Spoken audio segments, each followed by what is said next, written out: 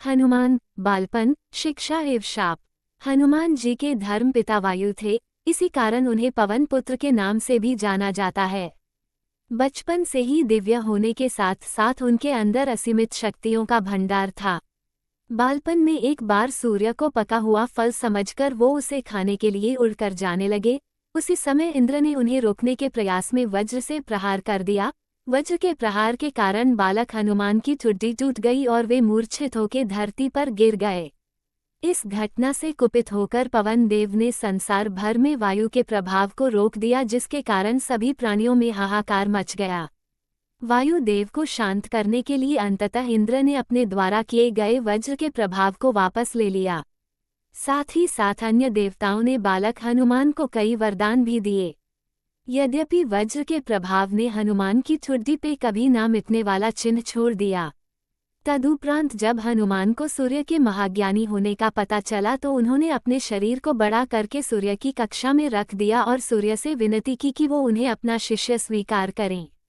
मगर सूर्य ने उनका अनुरोध ये कहकर अस्वीकार कर दिया कि चूंकि वो अपने कर्म स्वरूप सदैव अपने रथ पे भ्रमण करते रहते हैं, अतः हनुमान प्रभावपूर्ण तरीके से शिक्षा ग्रहण नहीं कर पाएंगे। सूर्य देव की बातों से विचलित हुए बिना हनुमान ने अपने शरीर को और बड़ा करके अपने एक पैर को पूर्वी छोर पे और दूसरे पैर को पश्चिमी छोर पे रखकर पुनः सूर्य देव से विनती की और अंततः हनुमान के सतात्य दृढ़ता से प्रसन्न होकर सूर्य ने उन्हें अपना शिष्य स्वीकार कर लिया। तदोपरांत हनुमान ने सूर्य देव के साथ निरंतर भ्रमण करके अपनी शिक्षा ग्रहण की।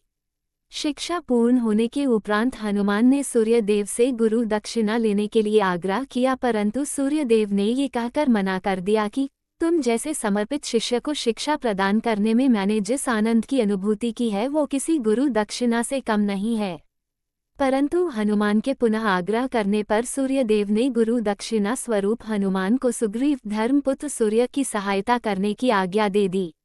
हनुमान के इच्छानुसार सूर्य देव का हनुमान को शिक्षा देना सूर्य देव के अनंत, अनादि, नित्य, अविनाशी और कर्म साक्षी होने का वर्णन करता है। हनुमान जी बालपन में बहुत नटखट थे।